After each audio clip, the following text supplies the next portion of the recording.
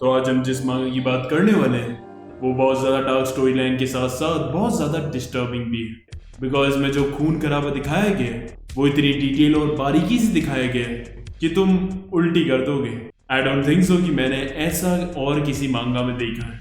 And मैं बहुत ज़्यादा सरप्राइज्ड भी था कि ये मांगा इतनी अंडररेटेड कैसे है। तो जैसा मैंने बताया इसमें बहुत ज़्यादा तगड़े डिस्टर्बिंग सीन्स हैं, तो वो मैं तुम्हें दिखा भी नहीं सकता हूँ, बिल्कुल नहीं दिखाऊंगा। और हाँ, तुमने नोटिस करा होगा न्यू सेटअप। तो यस, मैंने बताया है काम चल रहा है तो ऐसा चलता रहता है, इधर से रूम में उधर रूम में, फिर दोबारा लगाओ सेट करो, ये सारी चीज़ें। तो यस, काफ़ी दिक्कत हो रही है। अब देखो यार, बिना वक्त गवाए सीधा स्टार्ट करते हैं क्योंकि ये मांगा काफ़ी ज़बरदस्त है, तो मेरे से नहीं रहा जा रहा। यार तो कहानी की शुरुआत होती है और हम देखते हैं कि एक रेस्टोरेंट में एक बंदा बैठा चिकन नगेट्स खा रहा था और इसका नाम था ये।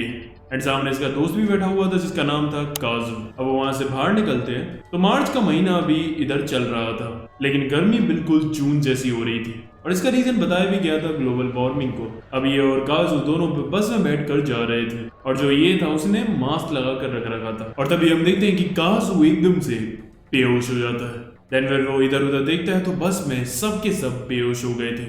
फिर वो आगे जाता है ड्राइवर की सीट पर, तो वहां एक बंदा बैठा हुआ था मास्क लगाकर। फिर वो अपना मास्क उतार कर उससे पूछ रहा होता है कि ये क्या हो रहा है, ताकि वो गैस स्मेल कर लेता है और वो भी बेहोश हो जाता है वहाँ। अब जब उसकी आंखें खुलती है तो वो देखता है कि वो एक ट्रक में था और उसके इर्द गिर्द कई सारी बॉडीज डली हुई थी। वो नीचे देखता है तो कई और सारी बॉडीज भी रखी हुई थी फ्रीज होकर, जैसे मीट वगैरह को नहीं रखते दुकानों पर वैसे। और उधर कुछ लोग उन इंसानों को उठा रहे थे और उन्होंने एक वाइट सूट सा पहन रखा था। देन फिर वो उन ह्यूमंस को ले जाकर बीच में से काट रहे थे, लाइक जैसे वो मीट को काट रहे हो। इतने नॉर्मली वहां पर ये काम हो रहा था जैसे ये तो कुछ क्राइम है ही नहीं। अब ये सब देखकर उसकी हालत खराब हो जाती है। तभी वहां एक आदमी से वो पूछता है ये सब हो क्या रहा है। वो कहता है अरे तुम बेहोश नहीं हुए, लगता है तुम टाइप 2 वाले बंदे हो। अब उसे समझ नहीं आ रहा होता कि वो क्या कह रहा है। तभी पीछे से एक खंजर से भी दूसरा बंदा उस पर अटैक करता है और फिर उसे वो घसीट कर ले जाता है और नीचे एक अंडरग्राउंड जगह पर डाल देता है। अब वो नीचे जब देखता है तो उसकी फट जाती है क्योंकि वहां कई सारे लोग थे जो काफी ज्यादा मोटे हो गए थे और वहां कई सारे पाइप्स से भी लटक रहे थे जिसमें से वो कुछ पानी या जूस सा पी रहे थे। और ये देखकर वो हैरान था कि वो बंदे इतना ज्यादा वो लिक्विड पी रहे थे कि उनकी बॉडी फटने को हो रही थी। लिटरली उनके कपड़े तक फट चुके थे, लेकिन उसके बाद भी वो रुक नहीं रहे थे। ऐसा कुछ एडिक्शन सा हो गया था उन्हें। तभी ये देखता है कि उसका दोस्त काजू भी वहीं पे था और वो भी एक पाइप से जूस पी पी कर काफी मोटा हो गया था। देन फिर वो उसे वो पाइप ऑफर करता है। अब क्या था कि जहाँ ये बेसमेंट में थे ना इस वक्त, वहाँ का एटमॉस्फेयर ही उन्होंने ऐसा बनाया गया था कि इन सबको गर्मी लगे और इन्हें काफी ज्यादा ऐसा डिहाइड्रेटेड फील हो रहा था जिससे उन्हें मन कर रहा था वो जूस पीने का। इतने वो पाइप पकड़ के पीता तभी पीछे से एक बंदा आकर उसे दबोच लेता और उसे कहता है ये मत पीना, इसमें कुछ ऐसा मिला हुआ है जिसके बाद तुम फिर से एडिक्ट हो जाओगे और तुम रुक नहीं पाओगे। यहाँ से एक और बंदा आता है जिसका नाम था यामाबीकी और हाँ, जिसने इसका गला दबाया था उसका नाम था नात्सुमे। अब यामाबीकी ये के पास आता है और उसके पसीने को चाटता है। आई नो ये थोड़ा अजीब है बट मैं सच कह रहा हूँ अभी तो कुछ भी नहीं, तुम्हें आगे इसके सारे रंग दिखेंगे कि ये कितना ज्यादा अजीब है। और वो दोनों बताते हैं कि वो दोनों 3 दिन से यहाँ पर है और उन्होंने अभी तक कोई ड्रिंक वगैरह कुछ नहीं पी है, इसलिए वो अभी तक सही सलामत है। फिर वो बताते हैं कि ये जगह कोई ब्रीडिंग फैसिलिटी है ह्यूमंस की, जहाँ तक उन्हें ये देखकर पता लगा है। अब इसका क्या मतलब है वो तुम्हें आगे धीमे धीमे समझ में आ जाएगा। अब ये सुनकर ये घबरा जाता है और भाग कर जाता है वहां गेट पर और उसे बजाकर चिल्लाने लगता है कि मुझे बाहर निकालो। फिर नात्सुने आकर उसमें एक घुसड़ लगाता है और कहता है साले तुम हमें भी मरवाएगा। फिर वो उसे कहता है अब सुन मेरी बात, कुछ भी हो जाए पीछे मत देखियो और ना ही बिल्कुल हिलियो। और हाँ, ये जो पाइप है इसे पकड़कर ऐसे एक्टिंग कर जैसे तू इसे पी रहा है। अब वहां पर गेट खुलता है और उसमें किसी की एंट्री होती है। अब हम देखते हैं कि वहां वो तीनों पीने की एक्टिंग कर रहे थे। तभी ये देखता है कि उसके सामने एक टेंटिकल सा आता है और सामने पड़े एक बंदे को वो एक बार में ही बीच में से फाड़ देता है। एंड देन फिर वो उसे पकड़ कर खा लेता है। एंड देन फिर हमें पता चलता है कि वो एक्चुअली में एक बड़ा सा कैटरपिलर मॉन्स्टर है। अब ये की फट रही थी क्योंकि इसमें से जो एक टेंटिकल था वो उसके पास आ रहा था। तभी वो साइड में देखता है तो नात्सुने के पास उसे कई सारे टेंटिकल्स ने घेर रखा था, लेकिन वो बिल्कुल भी हिल नहीं रहा था। उसके बाद वो मॉन्स्टर वहां से चला जाता है और फिर वहां से एंट्री होती है दो वही सूट वाले बंदों की। देन फिर वो दोनों बंदे वहां सफाई करने लगते हैं और तभी नात्सुने और यामाबीकी उन दोनों पे पीछे से हमला करके उन्हें बेहोश कर देते हैं और उनके सूट खुद पहन लेते हैं। अब वो दोनों ईए को छोड़कर वहां से जाने का सोच रहे थे, लेकिन जो ईए था वो अपना दिमाग चलाता और कहता है, क्या तुम्हें पता है कि बाहर की क्या हालत है और वहाँ क्या हो रहा है? मुझे पता है क्योंकि मैं अभी वहाँ से ही आया हूँ। फिर उसके पास आते हैं तो उसने वहाँ खून से उसने एक पिक्चर बना दी थी कि बाहर का माहौल कैसा था। वो दोनों ये देखकर हैरान हो जाते हैं कि साला इसकी तो फोटोग्राफिक मेमोरी है, ये तो बढ़िया है, ये तो हमारे काम आएगा काफी। अब गेट खुलता है और वो दोनों बाहर निकल रहे थे, तभी ये मौका देखकर अपने दोस्त काजू को लेकर भी वहां से बाहर आ जाता है। तभी नात्सुने उसे कहता है, साले ये क्या कर रहा है, अभी तेरा दोस्त नहीं, ही इज गॉन नाउ। तभी हम देखते हैं कि वहाँ कुछ और वाइट सूट वाले बंदे आ जाते हैं और वो अपने साथ कुछ आदमियों को ले जा रहे थे जो कि पूरे के पूरे नहीं थे। अब वो बंदे उससे पूछते हैं कि यहाँ क्या चल रहा है। अब यहाँ अभी की कुछ बहाना बनाने की कोशिश कर रहा था, तभी वो बंदा कहता है, क्या तो मैंने डिस्पोजल रूम में ले जा रहे हो? वो कहता है, हाँ वही। वो कहता है, अच्छा हमारे साथ ही चलो, वहाँ आगे रास्ते में पड़ेगा डिस्पोजल रूम। अब वो उनके साथ चलने लगते हैं, लेकिन उनको काफ़ी अजीब लग रहा था कि ये इन नंगे बंदों को कहाँ ले जा रहे हैं। अब वहाँ एक जगह थी जहाँ पर जेल्स बनी हुई थी और उनके अंदर लड़कियाँ थी जो के लिए भूखी थी और उनसे बोल रही थी, जल्दी अंदर आओ और मेरी लो। वो बंदा कहता है कि हमने इन्हें ऐसा ड्रग दिया है जैसे ये 24 घंटे पागल रहे इसके लिए, और जो ये बंदे हैं इन्हें भी हम ऐसे ड्रग देते हैं कि ये भी 24 घंटे तक कर सकें। एंड तभी वो एक बंदे को वो इंजेक्शन लगाता है और एक लड़की की सेल में उसे छोड़ देता है। एंड देन फिर वो करने लगता है। वो बंदा फिर ये भी कहता है कि वो लोग सारी तरह के ड्रग्स बनाना जानते हैं। अब यामाबीकी ये सोच रहा था कि साला ये वो लोग हैं कौन, ये किसकी बात कर रहा है। तभी ये पागल से हो जाता है और उसका कॉलर पकड़ के बोलता है कि हमें बताओ वो कौन है वो लोग।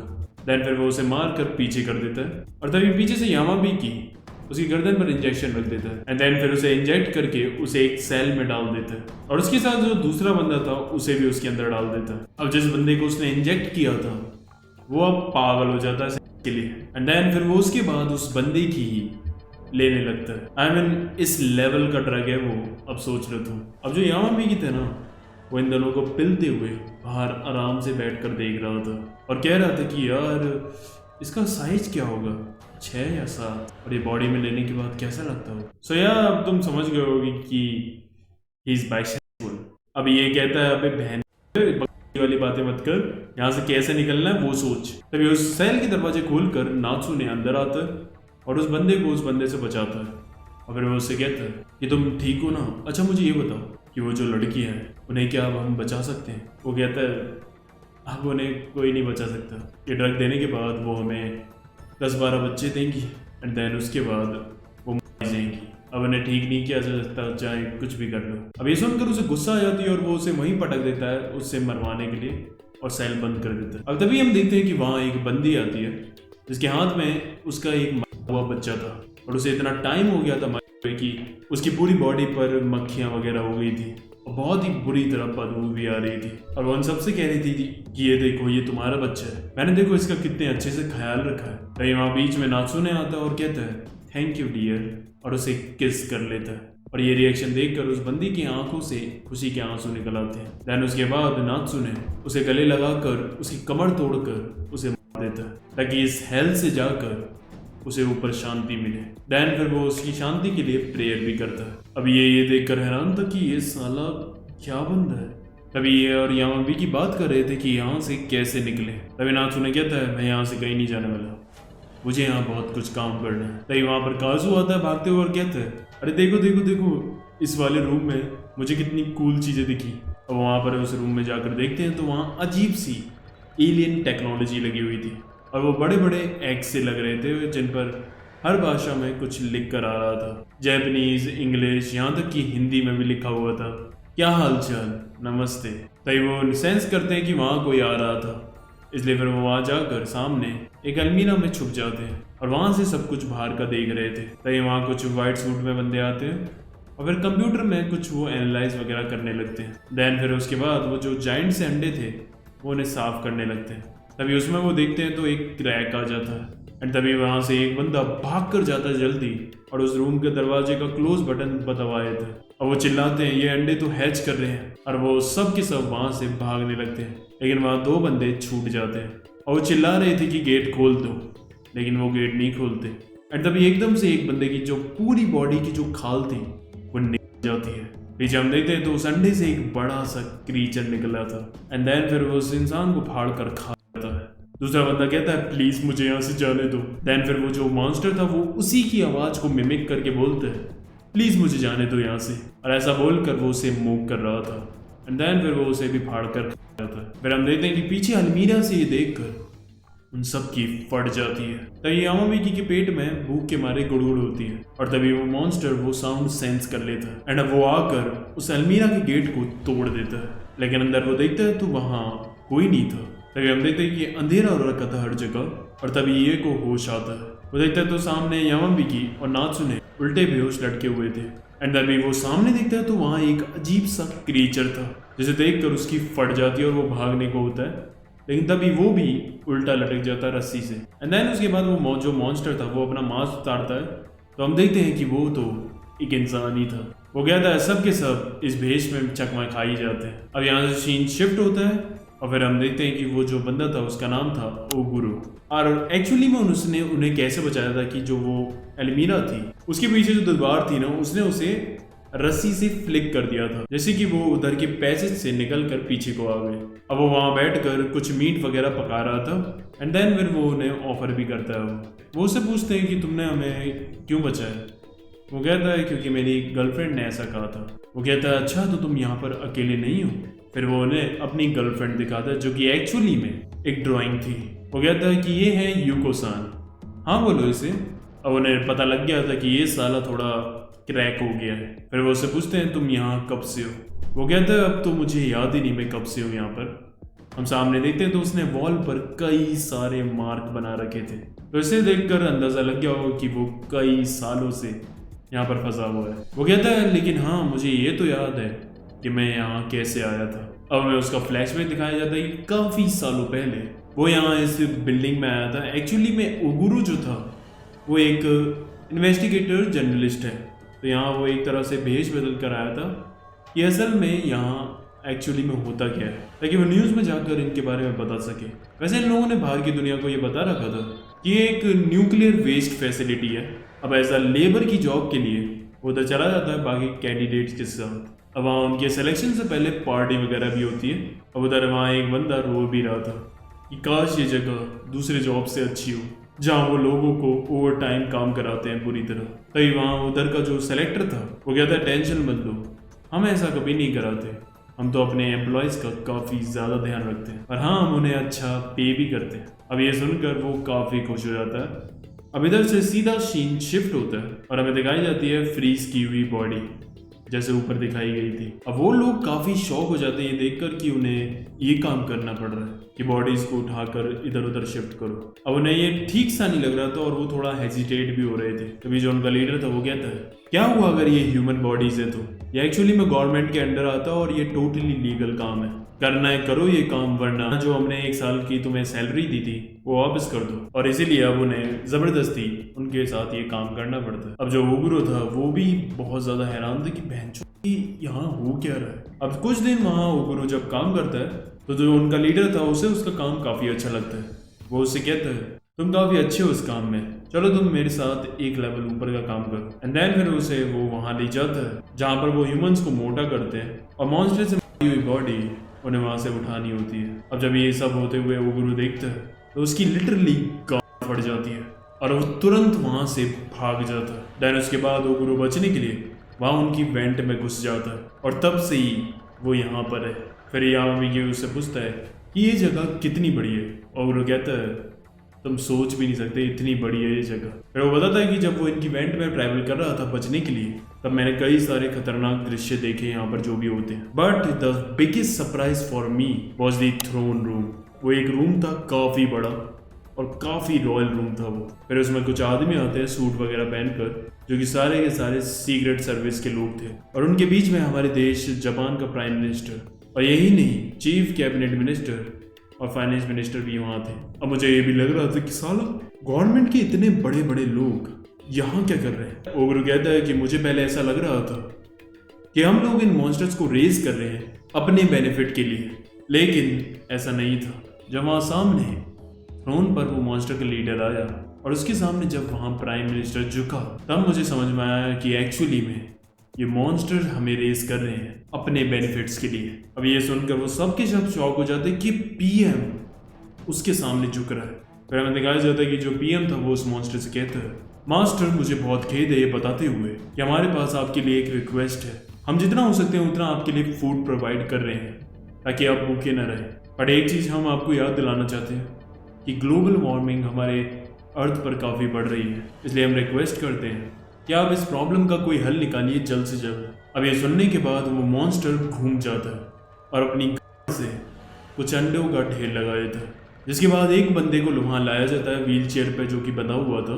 देन उन अंडों में से एक टेंटिकल से निकाला जाता है जो उस बंदे के नाक में घुसेड़ देते हैं। अब ये क्या कर रहे थे कि एक्चुअली में ये एक ट्रांसलेटर का काम करेगा। अब वो मॉन्स्टर उस आदमी के द्वारा उनसे बात करता है और कहता है कि मैं आप लोगों का शुक्रिया करना चाहता हूँ कि आप लोगों ने मेरी इतनी सेवा करी, बट अब मुझे आपकी कोई ज़रूरत नहीं क्योंकि अब हमारी पॉपुलेशन काफ़ी अच्छी लेवल पर ग्रो हो गई है। अब हम सोच रहे हैं कि ये फैसिलिटी जो है ये अब हम खुद ही चलाएंगे। सो यस, इतने सालों की सर्विस के लिए बहुत बहुत शुक्रिया। एंड देन फिर उसके बाद पीछे से कुछ मॉन्स्टर्स आते हैं और उन पर अटैक करके उन सबको कुचल देते हैं और ये ऊपर देख कर ओगुरु की फट जाती है। अब ये सुनने के बाद नासुने उससे पूछता है ये साला थ्रोन रूम कहाँ पर है? ओगुरु कहता है क्यों, क्या करना है? वो कहता है I will kill every last one of them. अब ओगुरु उस पर चिल्लाने लगता है तू पागल वागल है क्या, तू उनका बाल भी बाका नहीं कर पाएगा। फिर नासुने एकदम से उसके चाकू से वार करके उसके सर पर एक खरोच मार देता है और जब उसका निकलता है तो अब ओगुरु की फटने लग जाती है कि भैंस क्या पागल बंदा है। ओगुरु कहता है तू पागल वागल है क्या? चल ठीक है, मान लिया तूने उन्हें मार दिया, तो भी भाई सबके पीछे गवर्नमेंट का भी पूरा हाथ है, तू पूरी गवर्नमेंट से लड़ लेगा।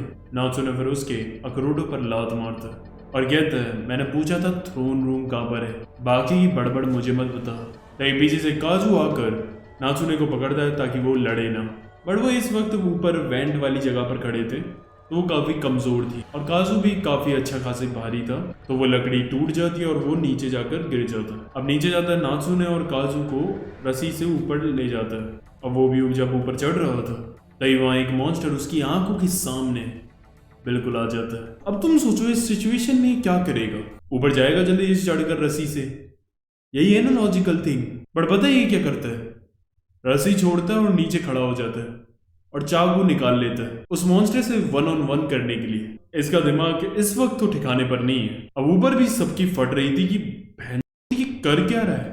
अब नासुने जाता है उस मॉन्स्टर को मारने के लिए और वो यूं ही उसे अपने हाथों में पकड़ लेता है और फिर तो उसकी बॉडी को दबाकर उसका कचूमर बना देता है। एंड देन उसके बाद वो दांतों से उसके बीच में शरीर को फाड़ देता है एंड देन उसे पूरा खा जाता है। और ऊपर ये देखकर सबके सब पागल हो जाते हैं कि शिट यार इसने ऐसा क्यों किया। एंड देन तभी उन्हें कुछ सेंस होता है और वो देखते हैं तो नासुने उस मॉन्स्टर की बॉडी चीर कर वहां से बाहर निकलता है और उसकी जो नीचे की आधी बॉडी थी वो जा चुकी थी, लेकिन वो अभी भी जिंदा था और रेंग रहा था।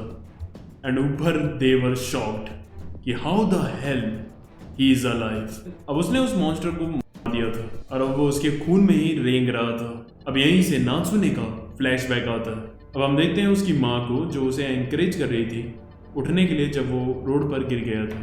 वो कहता है माँ मेरे खून निकल रहा है। उसकी माँ उसके घाव पर हाथ रखती है और छू कर देती है एंड सच में उसका घाव गायब हो जाता है। अब ऐसा क्यों हुआ, कैसे हुआ, ये तुम्हें आगे पता चलेगा। अब आगे हमें दिखाया जाता है कि ये सिर्फ अपनी माँ के साथ ही रहता है एक फ्लैट में और जो इसकी माँ है ना वो इसे बाहर ही नहीं जाने देती है। हमेशा इसे वो रूम में रखती है वरना अपने साथ इसे बाहर ले जाती है। लेकिन एक दिन नासुने का मन कर जाता है बाहर जाने का और वो चला जाता है। वहाँ उसे 2 बच्चे मिलते हैं, वो एक दूसरे को अपना नाम बताते हैं। वो बच्चे उससे कहते हैं हम 5 साल के हैं, तुम कितने साल के हो? अब नासुने कहता है मैं तो 2 साल का हूँ। और फिर वो हंसने लगते हैं, अरे ये तो पागल है, ये 2 साल का कैसे हो सकता है। तभी इसकी माँ वहाँ आ जाती है और नासुने को घसीट कर अंदर ले जाती है। अब इसकी माँ जो थी वो एक अंदर कमरे में बंद हो जाती है और कहती है कि मम्मी तुमसे बहुत नाराज है, वो अब बाहर नहीं आएंगी। और मुझे लगता है कि हाँ इसकी माँ ने पनिशमेंट के तौर पर ही इसे ऐसी सजा दी होगी। पर 1 दिन हो जाता है, 2 दिन हो जाते हैं, और फिर एक पूरा हफ्ता हो जाता है और उसकी माँ बाहर ही नहीं आ रही थी और ना ही उसे वो अंदर आने दे रही थी। यहाँ तक कि जो उसे खाना था वो भी वो उसे बनाना वहीं से सिखा देती थी, बोल बोल कर कि ऐसे ऐसे बना और खा ले।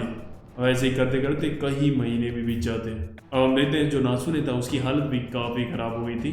फूड पैकेट्स वगैरह भी सब खत्म हो गए थे, हर तरफ मच्छर और मक्खियाँ हो गई थी वहाँ। और नासुने की शक्ल से देख कर बता सकते हो कि इसकी काफ़ी बुरी हालत है। तभी हम देखते हैं कि वहाँ फिर पुलिस आकर अंदर घुसती है। अंदर घुसते ही उन्हें काफ़ी ज़्यादा बदबू आ रही थी। वो बताते हैं कि तुम्हारे नेबर्स ने शिकायत करी है कि यहाँ से काफ़ी ज़्यादा स्मेल आ रही है। अब जैसे ही वो उसकी माँ का रूम खोलते हैं वहाँ से काफ़ी गंदी बदबू आती है। वो पुलिस ऑफिसर कहता है, सर मुझे वो लड़की मिल गई जो भाग गई थी और जिसे आप काफ़ी महीनों से ढूंढ रहे थे। वो बिल्कुल अभी एक सड़े हुए मीट की तरह हो गई है, जिसे कई दिनों तक माइक्रोवेव में चलाकर छोड़ दिया जाए। उसकी पूरी बॉडी मेल्ट हो गई है। इसका मतलब है कि जो ये लड़का है ये एक रीजनरेटर है। अब वहाँ था इन ऑफिसर्स का लीडर। अब उसका जूनियर इन्हें रिपोर्ट करता है कि इस लड़की का नाम था सारियो यामाजाकी। ये फैकल्टी से 2 साल पहले भाग गई थी और जब ये भागी थी तब ये प्रेग्नेंट थी। वैसे ये अभी भी सांस ले रही है पर मुझे नहीं लगता है ये ज़्यादा देर तक जी पाएगी। फिर उनका बॉस बताता है कि पता है ये फैसिलिटी से कैसे भागी थी, इसने उधर के गार्ड को सेड्यूस करा था। एंड देन फिर वो उसने मौका देखकर जो उसका औजार था उसने दांत से काट कर अलग कर दिया। एंड देन फिर वो बेचारा खून बहने की वजह से मारा गया। इस बच्चे को देखिए sir, it's the first human जो एक प्योर रीजनरेटर बना है। ये एक काफ़ी बड़ी इन्वेंशन है। अब वो जो उनका बॉस था वो नासुने को अपने साथ ज़बरदस्ती ले जा रहा था। तभी नासुने भी चिल्लाकर रोने लगता है कि मुझे छोड़ो। तभी वहाँ से उसकी माँ की मेल्ट बॉडी निकल कर उस ऑफिसर पर चढ़ जाती है। अब वो उस पर गोली वगैरह मारकर अपने लीडर को जैसे तैसे बचाते हैं। और जो नासुने था वो अभी भी रो रहा था। अब उसकी माँ मरते हुए एक टेंटिकल सा निकालती है और उसके आंसू पोंछती है। एंड देन फिर वो अपने खून से वहाँ लिखती है रन। एंड बस ये देखते ही वो नीचे बिल्डिंग से कूद जाता है। अब वहाँ भागकर जब वो नीचे देखते हैं तो वहाँ नासुने की आधी बॉडी कट ली हुई थी। और फिर हम देखते हैं तो वहाँ वो नीचे से सीवर से रेंग रेंग कर निकल रहा था। अब उसे काफ़ी ज़्यादा दर्द भी हो रहा था, लेकिन उसकी माँ ने उसे कहा था भागने के लिए, इसलिए वो जैसे तैसे जा रहा था। वो नोटिस करता है तो उसकी जो नीचे की बॉडी थी वो दोबारा ग्रो हो जाती है। And that is the regenerator. वो लोग कह रहे थे ना रीजनरेटर, तो उसका यही मतलब है। मतलब समझ रहे हो, उस फैसिलिटी में लोगों ने उसकी माँ पर एक्सपेरिमेंट किया होगा ताकि एक ऐसा इंसान बना सके जो रीजनरेट कर सके कितनी बार भी। बट इसकी माँ एक्सपेरिमेंट के वक्त ही वहाँ से भाग गई और यहाँ पर भी इसकी माँ ने सेक्रीफाइस किया ताकि ये यहाँ से भाग सके। और पता है उसने अभी क्यों सेक्रीफाइस किया? क्योंकि जब उसने देखा कि उसका बच्चा बाहर निकल गया है दूसरे लोगों से मिलने के लिए, तो वो वहीं समझ गई थी कि अब वो इसे ज़्यादा देर तक नहीं रोक पाएगी। I mean, कब तक? वो पूरी ज़िंदगी तो उसे रोक नहीं पाएगी ना। इसलिए फिर उसने अपने आप को सेक्रीफाइस किया और इसे खुद जीना सिखाया इतनी सी उम्र में कि कैसे वो खुद खाना बना सकता है, कैसे वो उसके अकेले रह सकता है। तो ये सब कुछ असल में उसकी माँ ने उसके लिए ही करा। और फिर वो खुद उस रूम में रह कर मर गई। और फिर वो डिस्ट्रैक्ट करा उसने उन सारे पुलिस वालों को ताकि वो वहाँ से भाग कर निकल सके। I mean, कितने भी एक्सपेरिमेंट हो जाए आखिर में माँ तो माँ होती है। अब 4 साल बीत जाते हैं और हमें दिखाया जाता है जो नासुने था वो काफ़ी बड़ा हो गया था, लगभग 20-22 साल का लग रहा था वो, लेकिन असलियत में उसकी एज 6 साल थी। तो हाँ, इसकी बॉडी के साथ ये भी था कि ये काफ़ी जल्दी जल्दी ग्रो भी होता है। अभी जाकर उसी लीडर ऑफिसर से मिलता है और फिर वो उससे क्वेश्चन करता है कि मैं हूँ कौन, और उससे जितनी इन्फॉर्मेशन उसे मिल सकती थी वो उससे ले लेता है। एंड देन उसके साथ साथ उसने उसे काफ़ी टॉर्चर भी करा था। उसकी नाक वाक, उसकी उंगलियां के भी टुकड़े कर दिए। और फिर उसके बाद वो इतना तो समझ गया था उसका इस लाइफ में आने का कुछ तो अलग गोल है। शायद मेरी बॉडी किसी वजह से ऐसी बनी है, शायद आगे जाकर किसी को बहुत ज़्यादा ह्यूमन मीट की ज़रूरत पड़ेगी जिन्हें मैं फीड कर सकता हूँ। और हाँ, मेरी माँ भी एक वेसल थी जिनका सोल पर्पस था मुझे जन्म देना। और मुझे पता लगाना होगा कि ये रीजनरेटर प्रोजेक्ट है क्या, और मेरी माँ को मारने वाला और मुझे क्रिएट करने वाला आखिर है कौन। अब प्रेजेंट टाइम में हम देखते हैं कि नासुने की बॉडी दोबारा रीग्रो हो जाती है। एंड देन फिर यामाबीकी और ये नीचे आकर उसे वापस ऊपर ले जाते हैं। देन उसके बाद जो यामाबीकी था वो उस मॉन्स्टर को एनालाइज करने लगता है। भाई वो देखते हैं कि वहाँ से कुछ बंदे आ रहे थे, इसलिए वो जल्दी से ऊपर चले जाते हैं। अब जब वो बंदे उस मॉन्स्टर को वहाँ हुआ देखते हैं तो उनकी देखकर फट जाती कि इसे किसने मार दिया। अब ऊपर ये लोग सवाल जवाब करते हैं नासुने से कि तुम हो कौन एक्चुअली में। अब वो इन्हें बताता है थोड़ा बहुत जितना भी उसे पता था। और अब इधर से सीन शिफ्ट होता है, हम देखते हैं कि जो फैसिलिटी का बंदा था 4 मॉन्स्टर लीडर के सामने झुका हुआ था और उनसे माफी मांग रहा था क्योंकि उनका एक मॉन्स्टर मारा गया। देन फिर वो उसे कहते हैं 17 पीपल्स। अब वो बंदा जाता है उनके चीफ के पास और हाँ, इस चीफ का नाम है इजुमी। और वो उसे कहता है माफ करना सर, बट उन्होंने 17 लोगों को मांगा है। फिर वो उसे चुप कराता है और यहाँ से सीन शिफ्ट होता है। हमें दिखाया जाता है कि उनके जो भी सारे लेबर्स थे वो उन्हें बुलाते हैं। फिर वही चश्मे वाला बंदा आता है और कहता है हमने आप सबको एक एक नंबर दिया है और आप सबको हमने आज इसलिए यहाँ पर बुलाया है क्योंकि एक्चुअली में पता है क्या हुआ है, हमारे एक मास्टर को किसी ने मार दिया। अब ये सब सुनकर वो सब हैरान हो जाते कि ये किसने कर दिया। तो वो उन्हें बताते हैं कि जब उनकी बॉडी पा गई तो उससे साफ पता चल गया कि एक मर्डर है और जो मर्डर हुआ है वो हमारी लापरवाही की वजह से हुआ है। अब गलती हमारी है तो इसकी पनिशमेंट भी हमें मिलेगी। सो इसलिए जो लीडर्स थे उन्होंने डिसाइड किया आप में से किसी 17 लोगों को चुना जाएगा जिन्हें जिंदा खिलाया जाएगा एज अ पनिशमेंट। अब ये सुनकर उन सब की हालत खराब हो जाती है। अब उनका चीफ आता है और बैलेट बॉक्स में से कोई भी रैंडम नंबर की चिट्स निकाल रहा था और ऐसे ही ये डिसाइड करेंगे वो 17 लोग जो मारे जाएंगे। अब जैसे ही वो नंबर बोल रहा था वो नंबर का बंदा अपने आप ही बेहोश हो जा रहा था। लेकिन फिर हमें दिखाया जाता है कि जो उनका चीफ था वो नंबर नहीं बोल रहा था जिसकी चिट निकल रही थी।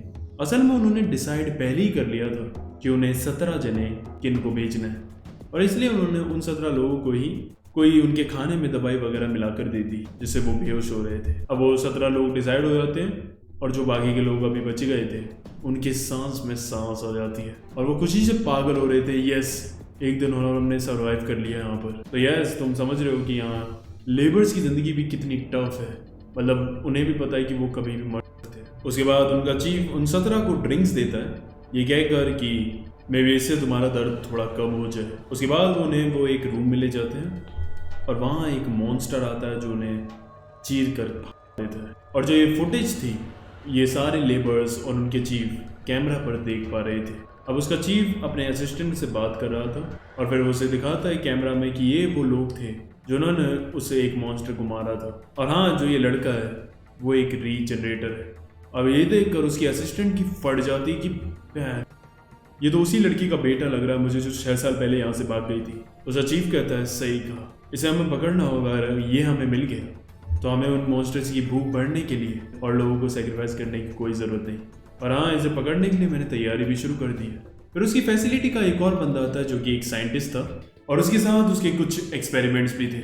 अब वो बोलता है 1104 आ गया। वो कहता है इसकी नाक निकाल कर मैंने एक पिग की नाक लगा दी है।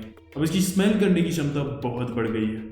अब ये 100 मीटर दूर से भी उन लोगों को स्मेल कर लेगा। फिर वो बोलता है 2174 आ गया हो।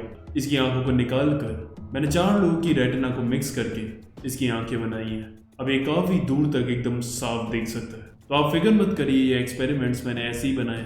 हमारी सिक्योरिटी काफ़ी टाइट है, ये उन्हें आराम से पकड़ लेंगे। अब जो चीफ इजुमी का असिस्टेंट था वो कहता है सर मुझे इस पर बिल्कुल भरोसा नहीं। आपको याद है ना काफ़ी सालों पहले इसी के एक्सपेरिमेंट की वजह से आपके पापा की जान भी गई थी। अब वो बंदा कहता है ठीक है, फिर आप बताइए मुझे आप पर कोई दूसरा तरीका है उन्हें पकड़ने का। हमारे चीफ ने मना करा है कि हम वेपन्स का यहाँ पर यूज़ नहीं कर सकते, इसलिए मैंने ये एक्सपेरिमेंट करके इन्हें ह्यूमंस को सुपर ह्यूमंस बनाया है ताकि एक वेपन की तरह हमारे लिए लड़ सके। अगर आपको ये गलत लगता है तो ठीक है, मैं इन्हें अभी खत्म कर देता हूँ। 1286 यू आर डिसमिस्ड। अब इसके इतना कहने से वो बंदा अपने दोनों हाथों से अपने सर को दबा कर फाड़ देता है। फिर वो कहता है इसके पास सुपर ह्यूमन स्ट्रेंथ थी। 0184 यू आर डिसमिस्ड। उसके बाद वो भी अपने गले में उंगली फंसा कर फाड़ देता है। अब वो असिस्टेंट उसका गला पकड़ता है और कहता है इन्हें रोको। वो बोलता है 3149। अब वो बंदा आगे वाले की गर्दन काट कर उसे चीर देता है और वो असिस्टेंट उन्हें रोक नहीं पाता। अब वो बोलता है प्लीज इन्हें रोक दो, मैं भीख मांगता हूँ, मैं और लोगों को मरते हुए नहीं देख सकता। फिर चीफ इजुमी कहता है मिस्टर हानी जी मसान, अगर मुझे उन 4 को मारने के लिए डेविल की शिट भी खानी पड़े ना तो मैं वो भी खुशी खुशी खा लूंगा। अब दूसरी तरफ हम देखते हैं तो वहाँ जो नासुने था तो वो तो उस फैसिलिटी से नहीं जाने वाला था क्योंकि उसे तो उन सबको खत्म करना है, उसका सोल पर्पस ही यही है। और फिर यामाबी की जो था ना वो काफ़ी इंटरेस्टेड हो गया था नात्सुने में उसकी पावर्स देखने के बाद। तो वो भी उसके साथ ही जा रहा था। और दूसरी तरफ जो ओगुरो और ये थे, उन्हें इस फैसिलिटी से बाहर निकलना था। तो अब इन चारों के रास्ते अलग अलग होने वाले थे। अब जाने से पहले ओगुरो ने बताता है कि वहाँ इस फैसिलिटी में ना 4 फ्लोर्स हैं। पहला है सबसे ऊपर ग्राउंड लेवल, जहाँ पर सारी फ्रीजिंग बॉडीज आती है या फिर बाकी बॉडीज। फिर है उसके नीचे वाला लेवल ए ब्लॉक, जिसमें होती है ह्यूमन ब्रीडिंग। फिर उससे नीचे आता है लेवल 3 बी ब्लॉक, जहाँ पर ये साले मॉन्स्टर अपने अंडे देकर उन्हें हैच करते हैं। और फिर सबसे नीचे आता है सी ब्लॉक, जहाँ पर थ्रोन रूम है। अब वो दोनों अलग जाते हैं और ये ओगुरो और काजू अलग जाते हैं। और हाँ, जाते हुए यामाबीकी ये को पॉइजन टैबलेट भी देता है, ये कहकर कि अगर दोनों ने तुम्हें पकड़ लिया तो ये खाकर आराम से मर जाना। वो कहता है सही में तुम मुझे इसलिए ये दे रहे हो, तुम्हें मेरी काफ़ी फिक्र है। वो कहता है नहीं, मजाक कर रहा था, मैं तो ये तुम्हें इसलिए दे रहा हूँ कि अगर वो तुम्हें पकड़ ले और देन वो तुम्हें टॉर्चर करके हमारी इन्फॉर्मेशन पूछे तो उन्हें बताने से अच्छा है तुम पहले ये गोली खाकर आराम से मर, टॉर्चर से भी बचोगे और हम भी बच जाएंगे। अब वो अपने अपने रास्ते निकल जाते हैं और जो ये तीनों थे ये वेंट के ऊपर से रेंग रेंग कर ओगुरो के साथ चल रहे थे। तभी फिर वो उस फ्लोर पर आ जाते हैं जहाँ पर ब्रीडिंग हो रही थी। तभी वहाँ वो देखते हैं तो 3 बंदे जेल में थे जो इन्हें ऊपर वेंट से निकलते हुए देख लेते हैं। और फिर वो उन्हें धमकी देते हैं कि अगर उन्होंने उन्हें बाहर नहीं निकाला तो वो गार्ड्स को चिल्ला चिल्ला कर उन्हें भी पकड़वा देंगे। अब मजबूरी में उन्हें भी निकालना पड़ता है। फिर वो तीनों उन्हें ये भी बताते हैं कि वो एक्चुअली में यहाँ गार्ड्स के तौर पर ही काम करते थे। फिर वो बताते हैं लेकिन उनसे एक गलती हो गई थी। क्या था कि एक दिन एक स्टार को ये पकड़ कर लेकर आए थे और हम तीनों का मन जल गया उसे देखकर। तो हमने सोचा इतनी सारी लड़कियों में से एक अपने लिए रख लेते हैं। अब ये बात उन्हें पसंद नहीं है एंड रूल्स तोड़ने के लिए उन्होंने हमें अंदर बंद कर दिया। अब आगे हम देखते हैं तो वो 6 की 6 लाइन बनाकर वेंट में एक साथ चल रहे थे। तभी काजू को फील हो रहा था कि पीछे कोई तो उन्हें देख रहा है और उसे बड़ी बड़ी आंखें भी दिख रही थी। तभी हम देखते हैं कि दूसरे बंदे को भी कुछ वहां पर दिखता है और वहां से फिर एक बड़ा सा चूहा आता है जो कि काफी बड़ा था और वो एक बंदे को उसमें से काट लेता है। लेकिन तभी दूसरा बंदा उसे मार देता है चाकू से। उसके बाद वो आगे चल रहे थे, तभी बीच में उनमें से एक बंदे को टॉयलेट लग जाती है। अब वो थोड़ी पीछे जाता है टॉयलेट करने के लिए और बढ़िया वो हल्का हो रहा था, तभी उसे वहां एक इनविजिबल बंदा दिखता है जिसकी सिर्फ आंखें दिख रही थी और वही था जिसकी काजू बात कर रहा था। एंड देन फिर वो उसके चेहरे को पकड़कर खा लेता है और उसका पूरा का पूरा मुंह निकाल देता है और अंदर के उसके सारे ऑर्गन्स दिख रहे थे। अब वहां हम देखते हैं तो वो बंदा काफी देर से बाहर नहीं आता, इसलिए फिर वो जो बंदे थे वो ये को जबरदस्ती उसे ढूंढने के लिए भेज देते हैं। अब ये वहां पर जाता है तो उसे वहां पर खून दिखता है और वहां एक दांत पड़ा हुआ था। और अब ये देखकर वो घबरा जाता है और भागकर वापस आता है और कहता है मुझे लगता है तुम्हारा वो बंदा मार गया। वो कहता है पागल हो गया, ऐसा हो ही नहीं सकता। लेकिन फिर उनमें से एक बंदा कहता है कहीं ये हेलाकॉन ग्रुप का तो काम नहीं, ये नहीं हो सकता, क्या वो यहाँ पर आ गए? तो हम देखते हैं कि उनके पीछे से एक अजीब सा बंदा आता है और उसके अंदर तक नाक में उंगली ले जाता है, ऐसे मतलब नाक के अंदर घुसेड़ कर उसकी आंखें निकाल लेता है। अब ये सीन देखकर मेरी भी लिटरली फट गई थी कि ये क्या है। और अब ये देखकर उनकी कमर फट जाती है और वो वहां से भागते हैं और यहीं ये पार्ट खत्म होता है। आई नो इट्स क्रेजी, अभी 2 पार्ट्स और आने हैं। सो कमेंट करना कि कैसी लगी ये स्टोरी तुम्हें और इसमें सबसे बढ़िया क्या लगा तुम्हें। पर्सनली मुझे जिसने सबसे ज्यादा इम्प्रेस्ड किया ना वो था इसका आर्ट वर्क। आई मीन इसमें बहुत सारे डिस्टर्बिंग सीन्स तो मैंने तुम्हें नहीं दिखाए हैं इसकी वजह से, बट अगर तुम मांगा में जाकर देखोगे ना भाई साहब क्या डिटेल के साथ उन्होंने वो सीन्स दिखाए हैं, कड़क। सो अगर वीडियो अच्छी लगी तो तुम्हें पता ही क्या करना है तो कर दो। और अगर ये मांगा तुम्हें पसंद आई है तो तुम्हें ये दोनों मांगा ही पसंद आएगी तो जाकर जल्दी क्लिक करके देखो। आज के लिए बस करते हैं आरिगातो।